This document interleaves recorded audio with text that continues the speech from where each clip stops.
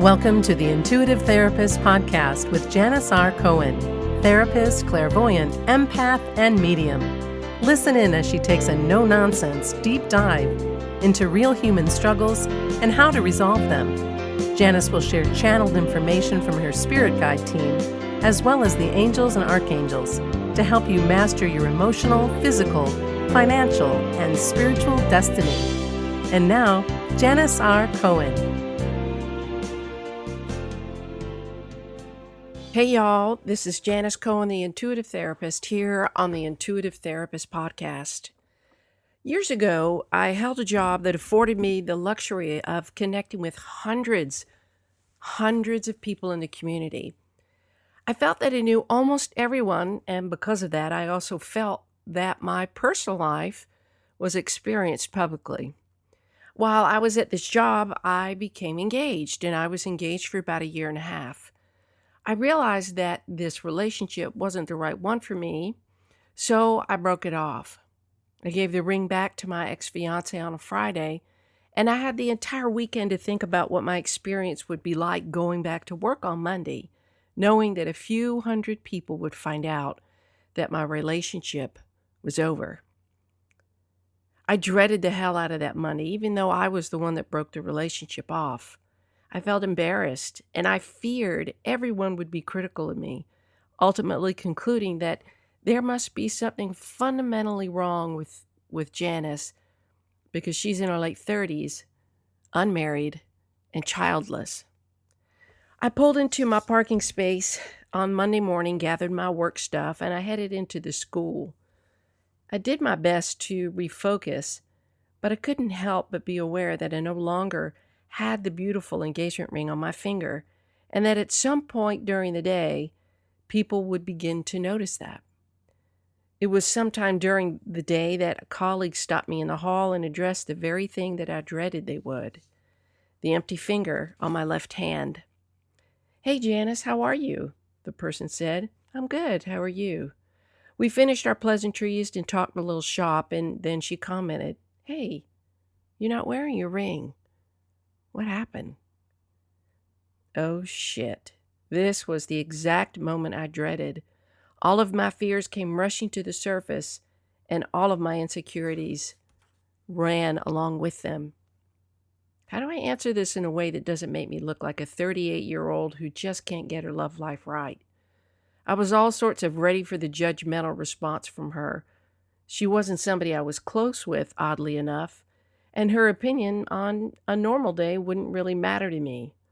So why was I so worried today? Why was I so worried in that moment? Remember that dread that I felt over the weekend?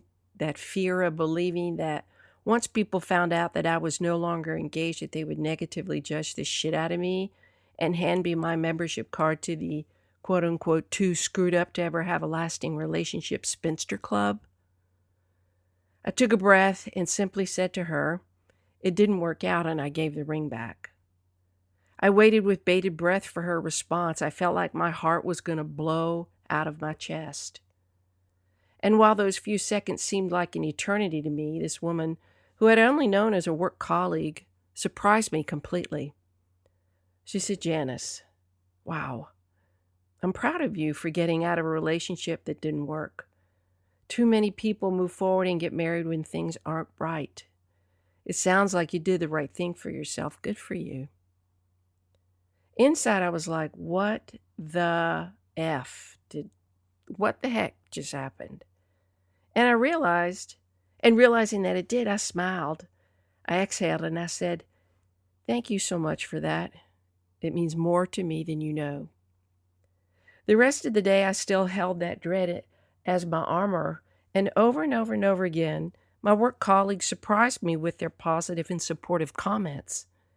I was told that I was strong, brave, courageous, and smart to end a relationship that wasn't right. All of that suffering throughout the weekend wasn't justified.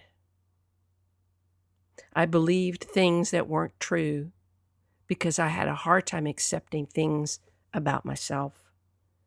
I had projected my insecurities and my judgment of myself all over everyone.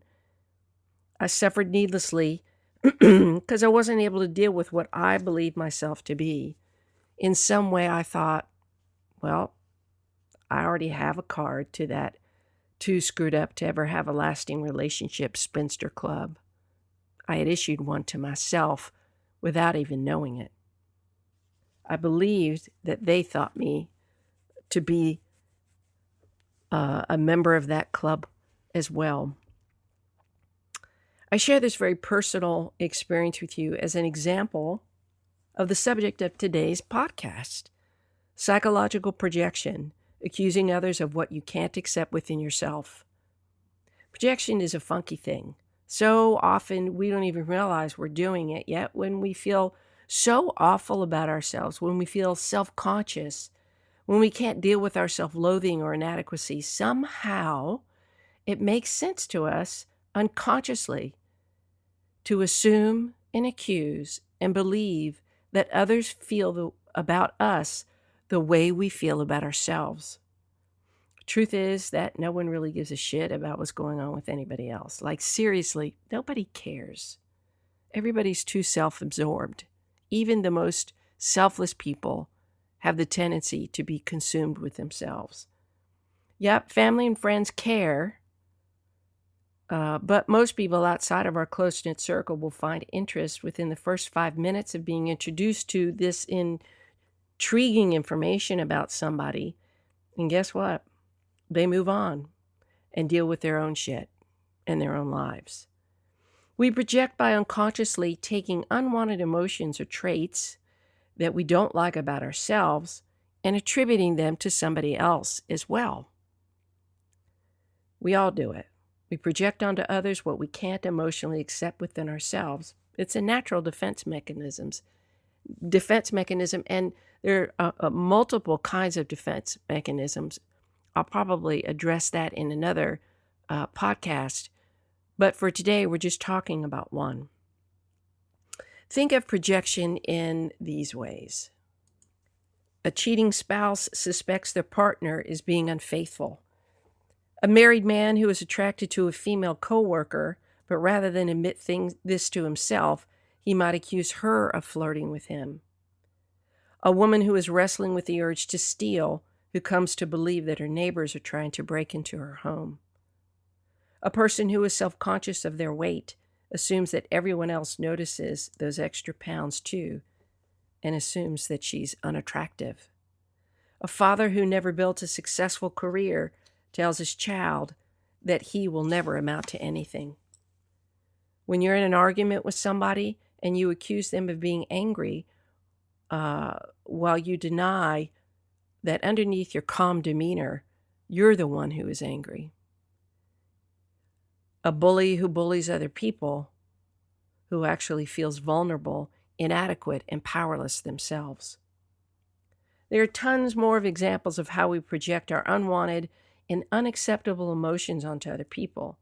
The questions are, why do we do this? How can we recognize when we do it? And what can we do when we do it to become aware and resolve it? We project our unacceptable emotions onto others simply because we can't cope with them directly.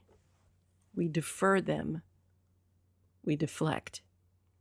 It feels easier and seems to make more sense to us to accuse others of feeling about us what we feel about ourselves rather than dealing directly with the things that are uncomfortable. If we can somehow escape the wrath of our own self-loathing and our own inability to deal with what we truly feel about ourselves, then that feels like a big win, doesn't it? Well, it's not a win.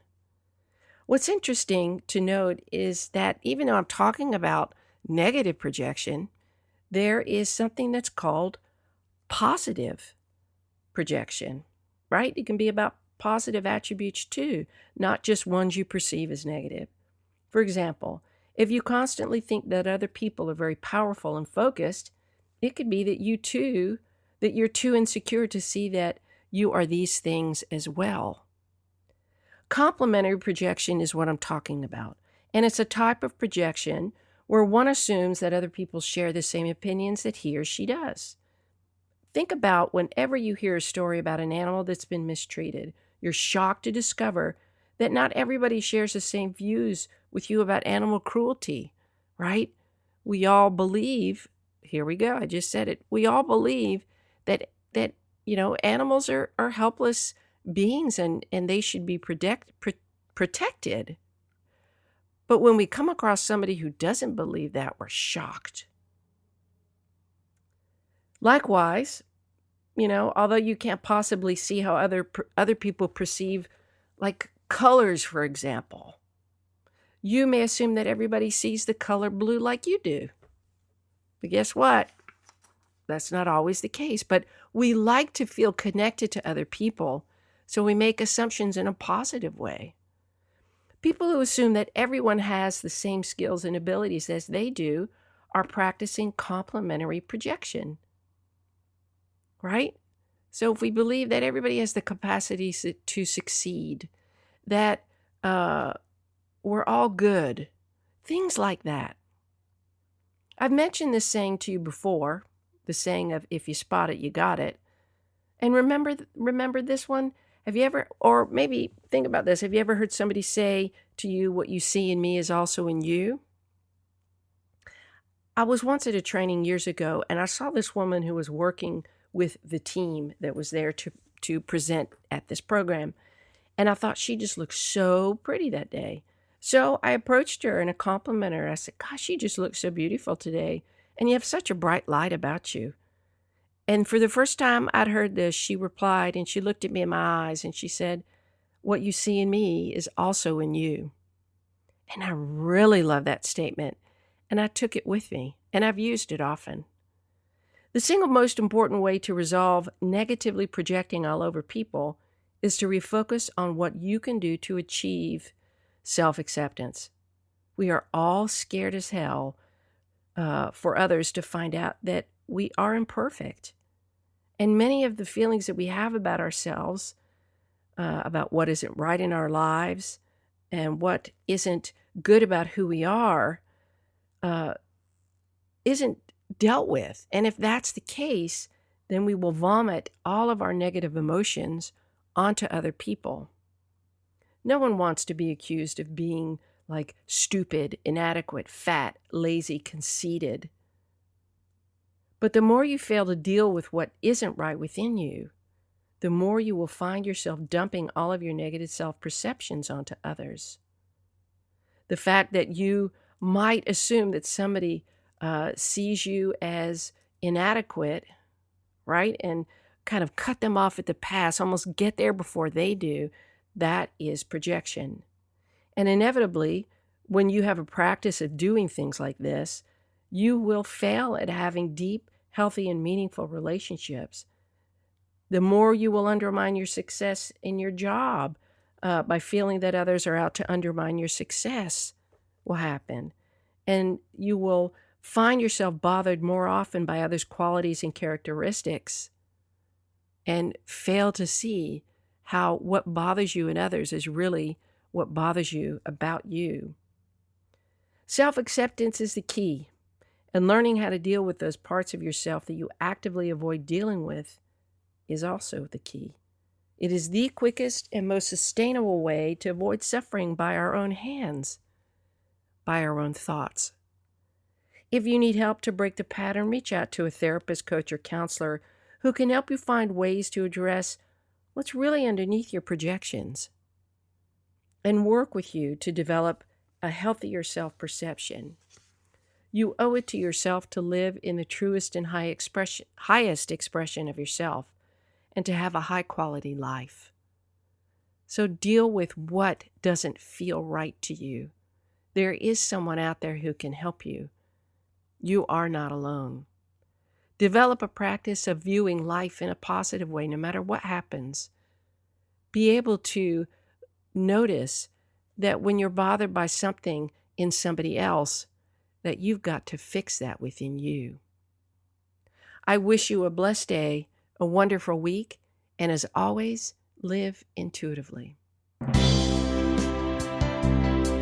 Thanks for listening to The Intuitive Therapist. If you like what you heard, the best compliment you can give us is to share this podcast with a friend. And be sure to give us some stars and a favorable review at Apple Podcasts or wherever you listen in.